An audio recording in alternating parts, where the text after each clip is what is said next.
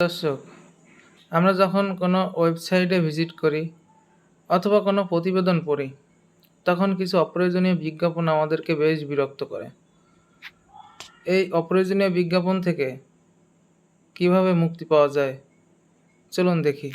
প্রথমে সেটিংয়ে চলে আসবেন, কানেকশন অ্যান্ড শেয়ারিং অপশানে ক্লিক করবেন।